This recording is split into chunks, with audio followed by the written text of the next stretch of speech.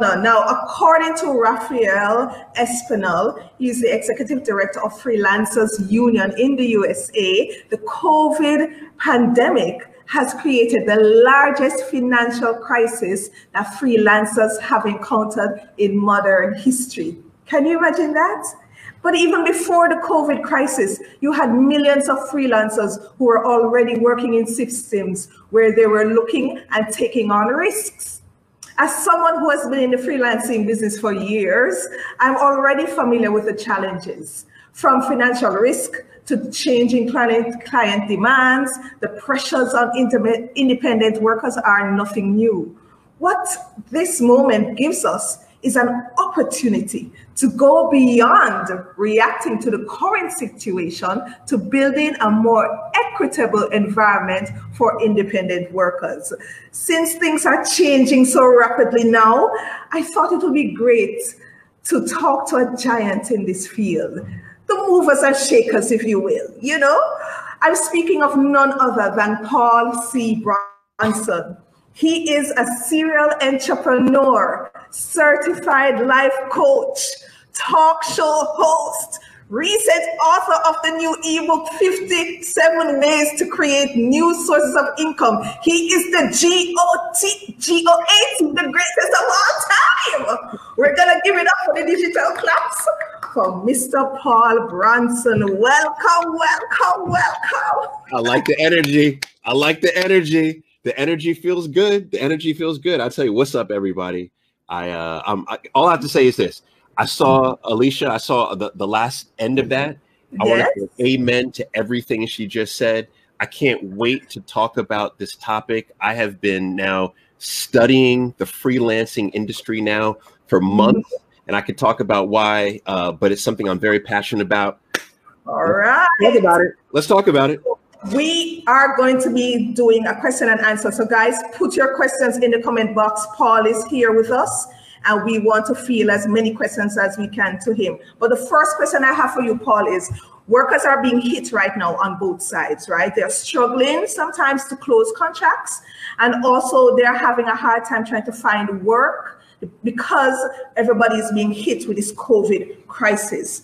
Now, what advice would you give those freelancers who are struggling right now to make ends meet? Yeah, well, so the first is, let me just say that the overall freelancing economy is shifting more drastically than ever before. And it's based on what you said, right? We have the COVID crisis that's hit, but let's understand what that really means.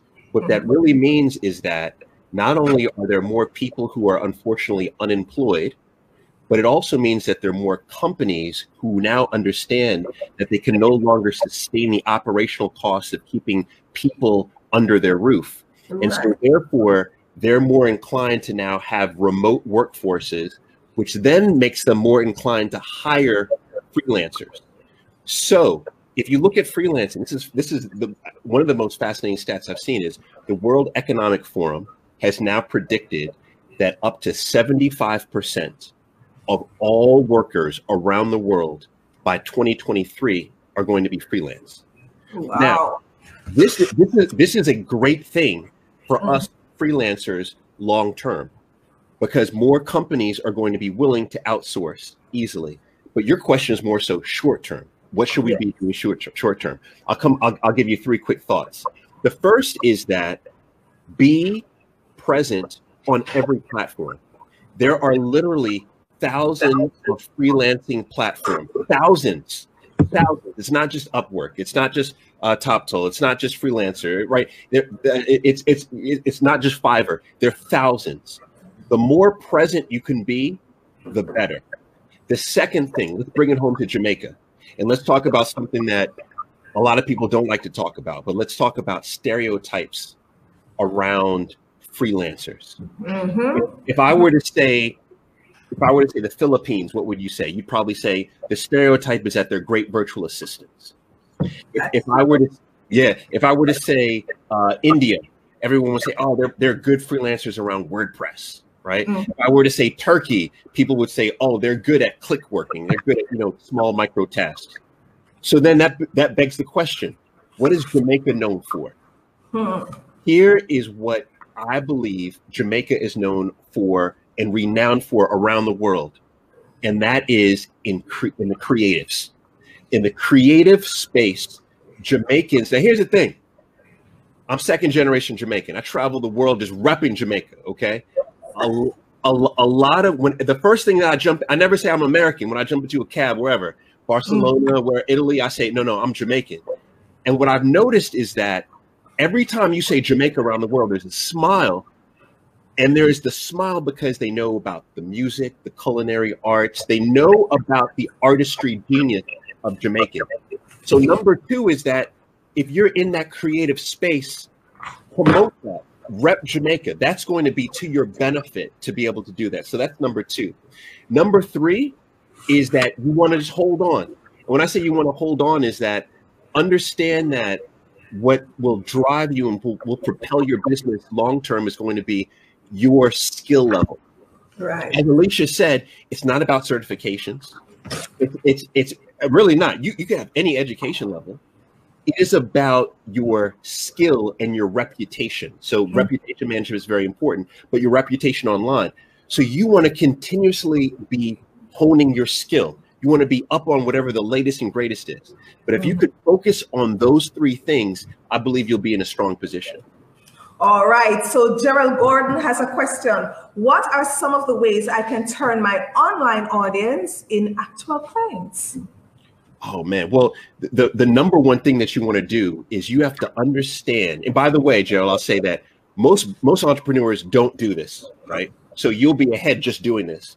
Right. Most entrepreneurs do not know the pain point of their customer.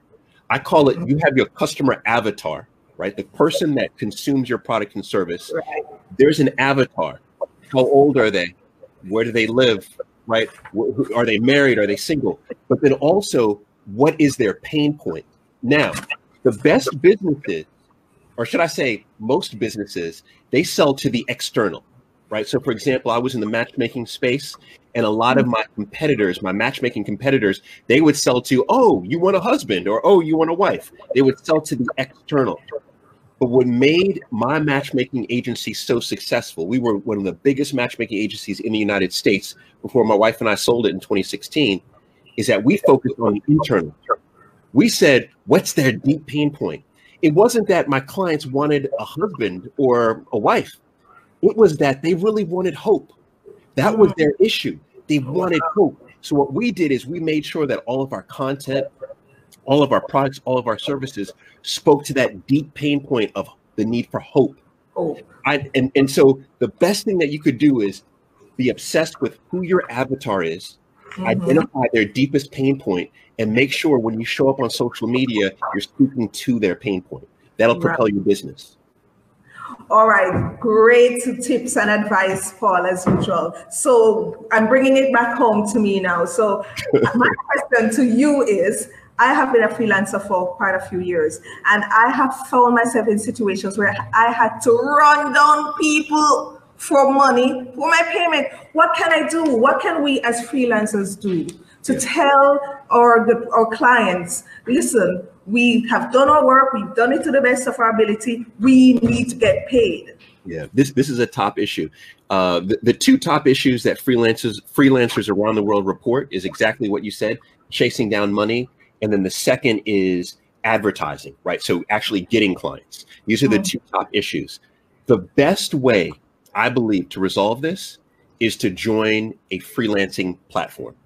And I want to underscore this because right now, if you were to join any one of the freelancing platforms, what that enables you to do is that enables you to now push the responsibility of sourcing new clients, getting paid, tracking down money, sometimes in some situations, getting your tax information. You could outsource all of that to that company, to that platform, and all you do is you focus on the work.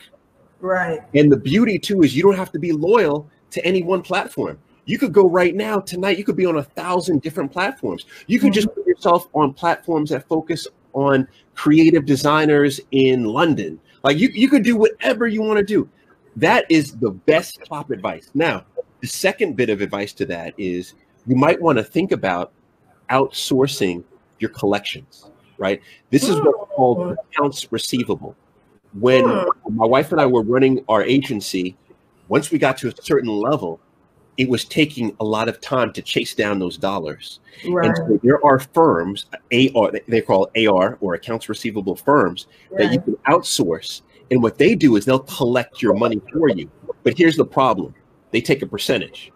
So if you're owed $1,000, their fee may be 20%, 10%. So you may not get back the whole thing, but at least you get back some. And then the last thing I'll say is, if you have enough of what's called AR, accounts receivable, there's some companies that will just buy it from you.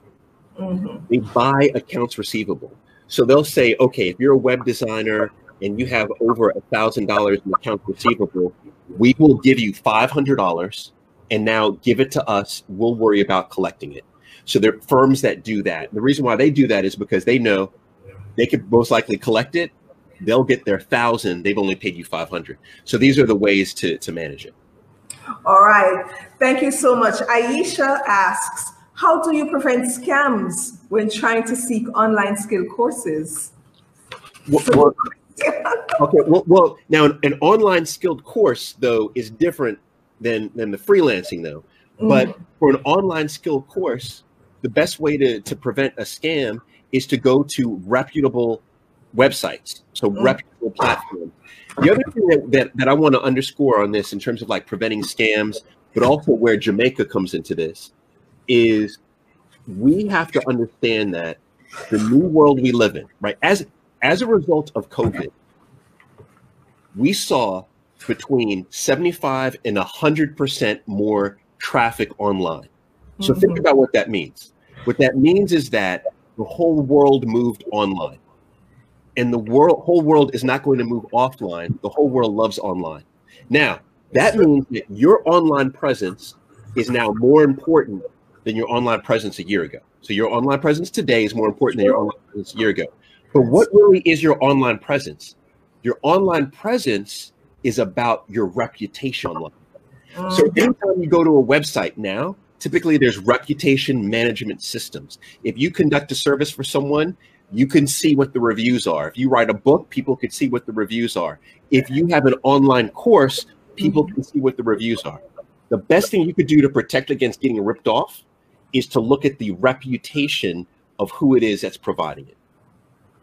All right, good solid advice there. One question, in your ebook, 57 Ways to Create New Sources of Income, you state that having multiple sources of income is no longer a luxury, it's a necessity. So many people out there right now are feeling overwhelmed and they're thinking multiple sources of income, that means I have to juggle so many jobs. What advice would you give to those people who are now feeling overwhelmed, that they have to take on more than one job to make ends meet? All right. Let me talk like I'm your big brother. Yes. This is me talking to everybody who's concerned about this. Let me tell you, here are the facts. The facts are that we live in a society where if you have a single job, if you are employed by one person, that your income, the income that goes to your family, that feeds your kids, right? Your entire safety is based on that one employer. And that one employer is not loyal to you. That one employer, no matter what kind of gifts and how much kind they are to you and how much they say they like you, and they don't care about you more than they care about the money that they make. And the moment they realize they can get cheaper talent, the moment they can realize they can go in a different direction, you will be fired. And that means that you are risking the safety and the livelihood of your family. So what I'm saying is that if you care about protecting your family, you care about protecting your children, your legacy, you must have more than one source of income. You have to have multiple sources of income, because what that does is that reduces the risk that you have with any given one.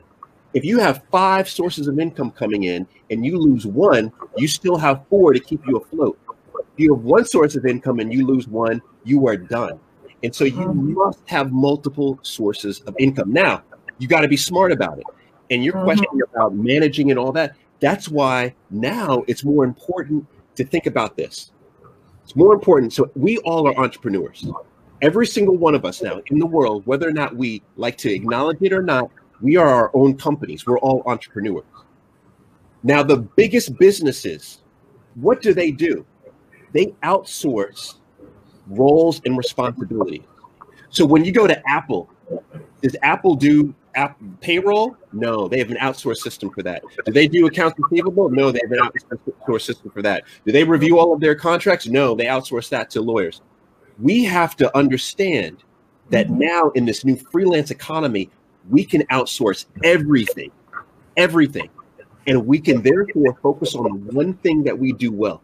That's our skill, whatever that skill is. So my suggestion to everyone is identify that one thing that you do well, and then figure out how you can outsource everything. You can outsource the acquiring of clients, the accounts receivable, everything.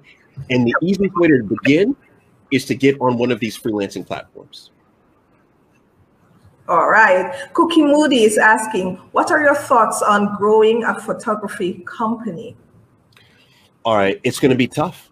Just to keep it 1,000 with you, photography company is going to be tough in this climate of social distancing. The fact that we have a reduced number of events that are happening, the fact that now everybody that picks up an iPhone thinks that they're a photographer, right, even though that they're not. So if you are starting a photography business, my straight up advice is you are going to have a tough time.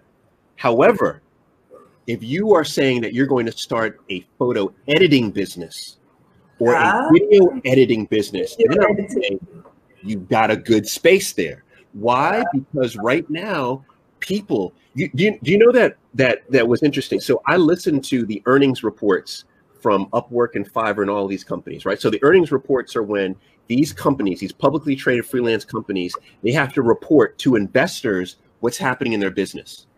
It was very enlightening to hear what's happening to Upwork, freelance, to all these publicly traded companies during COVID. Do you know what they said the number one uptick of business was? It was in their editing, their photo, video, and audio editing. Why? Because everyone started doing these live streams. Everybody started doing podcasting. So YouTube. If you go into the editing business, you'll have an endless number of clients. Endless.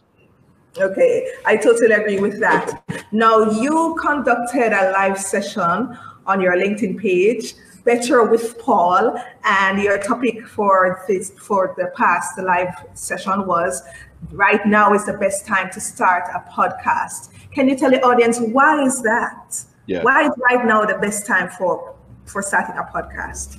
Well, it's interesting. I just got off of that session about podcasting, and I was talking to different podcasting experts, and the quick answer is that we all know we're entrepreneurs, and we all know that part of being an entrepreneur is you must create content and put that content out into the public. That is how you market today. You market your businesses and your services by creating content and then posting that content through video, through text, through tweets, whatever it may be. That's how you market.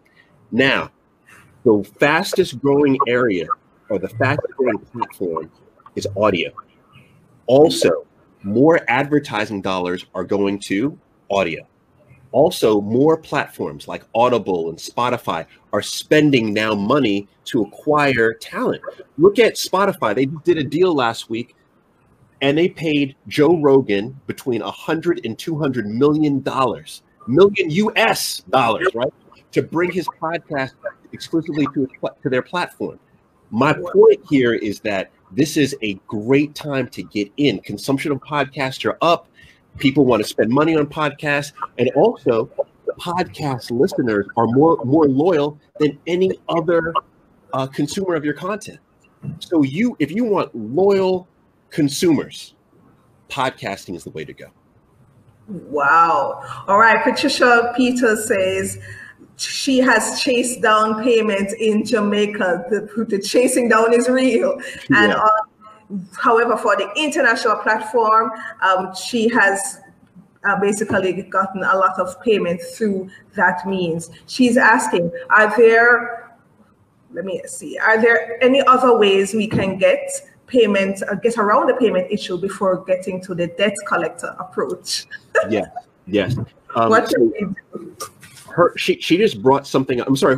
What is her name again? This is Patricia Peters. Patricia Peters. Okay, Patricia Peters. I love this question. Let me tell you about something else. I don't know. Has anyone in the audience maybe put in the chat if you've heard? Have you heard of the Big Mac Global Index? Have you heard about this? The Big Mac Global Index. Mm-hmm. Okay. I've never heard of it. Okay, you never heard. Okay, this is very important, especially if you live in Jamaica. This will change your life. Big So, Mac Index. the Big Mac Global Index. So, in 1986, The Economist magazine wanted to figure out how much a dollar's worth of value is across the world, right? So, if I said that I was going to do a photo editing service for you, they wanted to figure out, okay, if you pay me for that photo editing service, is that photo editing service, is the dollar that you're paying me, is it worth more in the United States or in China or in Jamaica, whatever, right? So they came up with an index called the Global Big Mac Index, or the Big Mac Global Index, because it's basically saying that the ingredients of a Big Mac are the same around the world. So this index shows you a Big Mac how much does a Big Mac cost in Jamaica? How much is a big? Maybe about $800 Jamaican dollars. That is Jamaican. Okay, so what is that in US? You think? Listen, how much is that in US, guys? I think it's maybe $1.4 now for the exchange rate. Like $3 to $4, something like that. So, okay, so say it was $3 to $4. So in Jamaica, let's say a Big Mac is $3.50. In the United States, a Big Mac might be $4.30. But in London, where I am, a Big Mac might be $5.20. The point of the matter is that if you were in Jamaica, it would be smarter for you to give services to wherever the Big Mac is at the highest dollar rate. So if you are Jamaican, you don't want to turn around and offer your services to other Jamaicans, because A, it will be harder to collect your dollars, but also the Jamaicans won't feel like they're getting highest value for their money. But if you turn around and you give your services to somebody in the UK or maybe in Australia or maybe in Switzerland, wherever the Big Mac index is at the highest, think about this. Is that, yes. The people in Switzerland or in London are going to say, "Oh, this is great. You only charge this much," because people here charge a lot more, right? And going through those platforms, because they know that, because they know that they're getting so much more value, they tend to even pay more, right, for it. My point is that if you live in Jamaica, you should do everything you can to look at that index, and you should try to sell your services to people at the highest end of that index. Okay, Patricia, you got the answer right there. Denise is asking, how has COVID-19 changed the financial coaching needs for professional women? The financial coaching needs. So is she I'm curious if she's a financial coach. She is in the finance field, and she will be one of our speakers later on today. Oh, okay. All right, good. All right, good deal. All right, so now here's the I kind of like the bottom line about the shift with COVID. This is just my prediction and projection on things. So the economies around the world were completely shook up, right?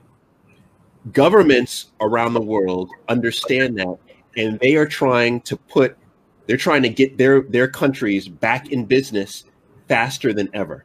Why? Let's keep in mind that at the end of the day, politics is not about us as a people in any country that we live in, right? Politics is about power and the retention of power. And so almost every government around the world prior to COVID had a successful economy. They were like, their stock markets were great. They were making money. And what happens when your government is doing well? Chances are your political party stays in power. These political parties know this. And so around the world, they're doing everything they can to get their government back into the swing of things as fast as possible. What does this mean? This means that without a doubt, you're going to see the economies around the world come back. Now, we're also going to see more deaths because of COVID. We're going to see all of that, unfortunately, but you're going to see the economies come back fast. So if you are a financial coach that was negatively impacted because of COVID, know that demand is going to go back to where it was pre-COVID, because the economies will come back.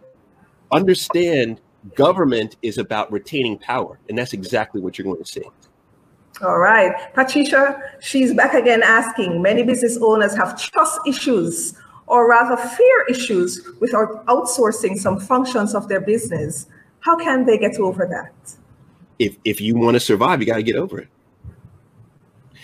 Let me say this. No one is self-made.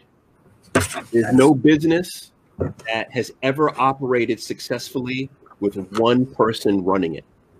If you want to be a successful CEO, the most important thing you can do is learn to delegate. Now, I had the honor and the privilege. I've worked for 2 billionaires in my life, right? I worked for Oprah Winfrey, and I worked for this gentleman, Enver Yücel. And let me tell you one of the biggest lessons I learned from Oprah and Enver. And that was the things that you do well, you do those. The things that you don't do well, that you do either mediocre or you do badly, you don't do those. You outsource that. Here's the problem. The problem is that most of us as CEOs, we don't like to outsource things because we're control freaks. Control freaks, yes. Yeah. But here's the problem. You can't be good at all things.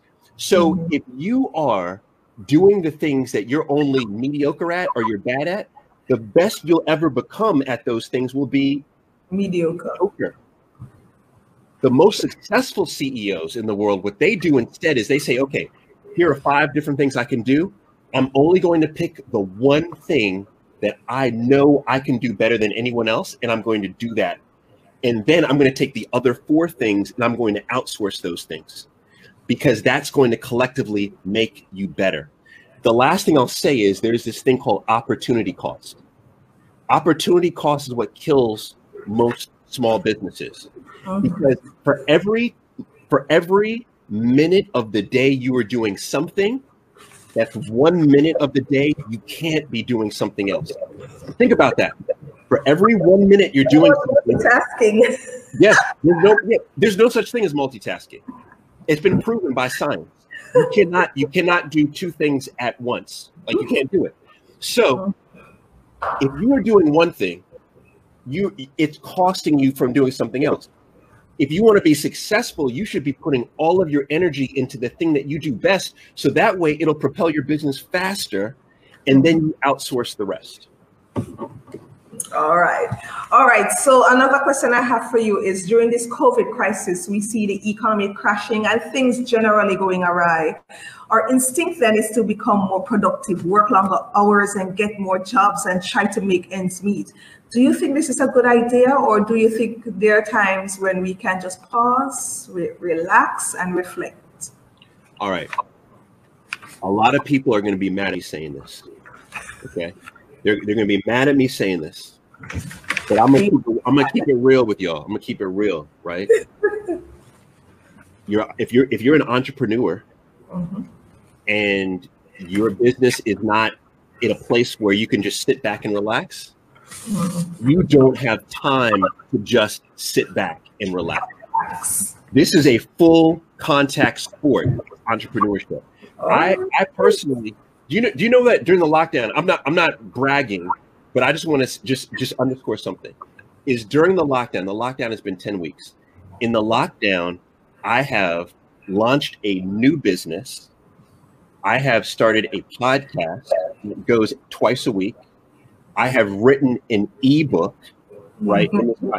And I don't even feel as productive as I should be. I've noticed this about no. This is real. Is that there's, for the most successful of entrepreneurs, there's a drive that you have to hit, like a shift that you have to hit, where you have to tell yourself that I must be producing. It's like this. Entrepreneurship is just like being a shark. Okay? It's just like being a shark. A shark only lives through getting oxygen in its lungs. And it can only get oxygen in its lungs if it's moving. It has to move for the water to go through the filter to get oxygen to move. As an entrepreneur, that's the same thing. The moment you stop, that's like that oxygen cutting off and you die. Yeah. Now, if that is not you, then you know what I say? I say, okay, that's fine. That's not you. Then you need to then find a partner who is like that. Who is like that. And you be the idea person. You be the administrative support. You be the rah-rah person. But you need to be gangster with your entrepreneurship out here. Because for every industry you're in, you're going to have 100 or 1,000 other competitors who are gangster. That's what I'm saying. Yeah, yes. So that's the way you got to be. If you're not about that, then this is not the life for you. Well, Paul, you just hit the nail on the head. I wanted to follow that up with a question. There are millions of freelancers out here. There are millions of entrepreneurs out here, and we're all trying to come up with the next big idea, right? What can you give us? What advice can you give us to help us as freelancers to be more marketable so that we can land these jobs? All right. So you're right. Everyone is out here trying to come up with the next big idea. But let me tell you this. The most successful entrepreneurs are not the ones that come up with the next big idea. They're not. I mean, there's Tesla, Elon Musk coming up with creative ideas. But you know, that's true. But you know who the masses of entrepreneurs who make the most money? They're the people that do the simple things, but they do it well. They're the people that come up with, oh, I'm going to sell water. Everybody sells water, but I'm going to do it well, right? Well. They're the people that say, you know, I'm going to come up with this is not lipstick, by the way, y'all. This is not lipstick. This was my wife's, but you know, I'm going to come up with, you know, lip, for chapped lips, right? Everyone's doing it, but I'm going to do it well. What we have to do is, all you have to do is remember this. You have a consumer, you have an avatar. What is their pain point? How can you, this is the question you have to ask yourself, how can you solve or resolve the pain? How can you do that? Because the more you're able to do that, the more money you're going to make. And this is the way money flows, right? Money flows this. I'll never forget, Paul Graham said, if you want to become a millionaire, change a million lives. This is the truth. If you want to become a millionaire, change a million lives. If you want to become a billionaire, change a billion lives. What does that really mean? What that really means is that if you can identify a pain point and you could figure out how to move someone to relieve their pain, you change them. Yeah. You do that 1,000 times, you're a thousandaire. You do that 1,000,000 times, you're a millionaire. Focus on one thing, do it simply, but do it well. And do it well. Okay, this is the perfect way to close out Paul's segment. I'm just going to look through to see if anyone else has any questions, any more questions coming through. Can I shout out my man, Christopher Reckford in the building? I see him. Yes. Reckford, yeah, I see him, Reckford. Yeah, I see him. Yeah, that is my man. There's so many good folks here. Yes. In the building. So this says you are 100% correct. It is impossible to do two cognitive things at the same time. Multitasking is a myth. My coach tells me to delegate and elevate. But you know, we women always boast on multitasking. So you're telling us that it's a myth? That's right. That's right. Watch the dishes and watch TV and watch my kid at the same time. What you talking about? I know exactly. My wife is going to be on here. What are you talking about? I'm multitasking. So, ladies, we've been doing it for years, right? But thanks so much, Paul. I'm not seeing any more questions, so we're going to wrap it up. Thanks so much, Paul. This has been an immense pleasure. I see people saying this has been awesome content. We have NCU in the building, Northern Caribbean University representing here. And we have so many other small business owners who want to know what can we do to elevate and delegate, right? Yes. So thanks so much for the tips, for dropping your gems. And we know one day soon we'll see you on the other side, right? We'll all see you over there in London. We will. Can I just say this in closing? I want to say this because yes. I love Jamaica, quite honestly, more than the country I was born, right? And I've always said that, right? Because forget the because, it just is. It's fact. It just is. I think that this is a unique time in our history for Jamaican entrepreneurs to propel ourselves further and faster than we ever have in the history of the country. Mm-hmm. How is that?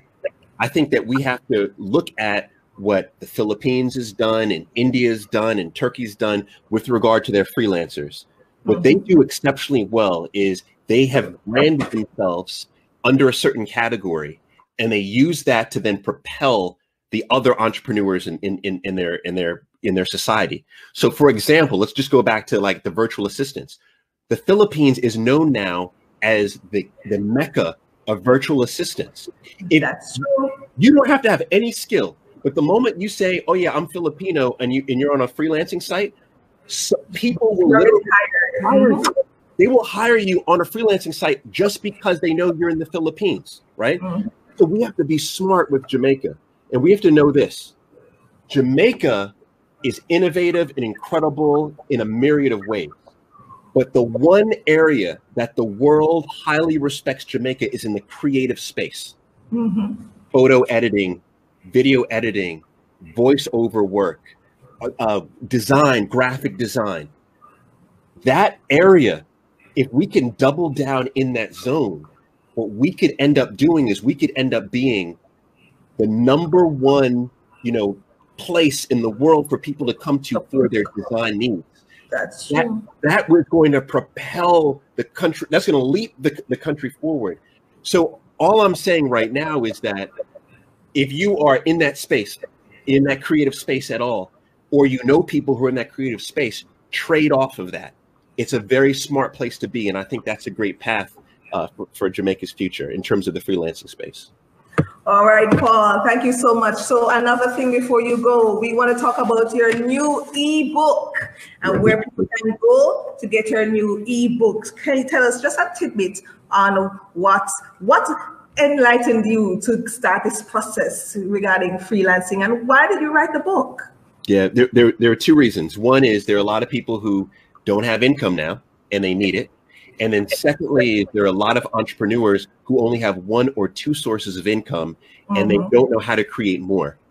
This book is me literally breaking down 57 different ways to create income for yourself, for your business. And it ranges from if you have no skill, right? No skill, right? So I give you websites where you could sell photographs, where you could do easy click working tasks, all the way to if you do have skill or you do have money, how you can make more. The book has been out only for 3 days, or no. Yeah, this is the 3rd day that the book has been out. It's already been downloaded over 4,500 times. 4,500 people have already downloaded this thing in 3 days. It's free. I encourage you to go ahead, get it, read it, level up. All right, so we have just about 3 million people in Jamaica. We're gonna carry that download to 3 million downloads. There you right? go. We are going to promote Paul on his platform. You can find him on LinkedIn, and you can also find him on Instagram. We're gonna put his handle down below. All right, thanks again, Paul. Thank you. Thank you for the invite and everything you do. I appreciate it. Thank you so much. All right, so my last word for people who are hiring independent workers. Now is the time to advocate for freelancers. Be transparent about planned work that may be canceled due to the pandemic. Keep an open channel of communication. Refer them to other businesses. Keep them in the rotation for future work and be an advocate for their health and safety. And for freelancers, now is a good time for planning, personal growth, and strengthening relationships. Check in on how you're presenting and approaching your work. Level up your website and refresh your resume. Think about what you need to do right now and how you can show up in your community. What can you offer to your community? Plan personal projects. Take an online course and make time to improve your technical expertise. And also consider donating your time to small organizations and nonprofit organizations, and of course, the PSOJ. Now is the time to pivot and grow. Let us all rise together. And as Paul said in his book, alone we can be strong, but together we can be stronger.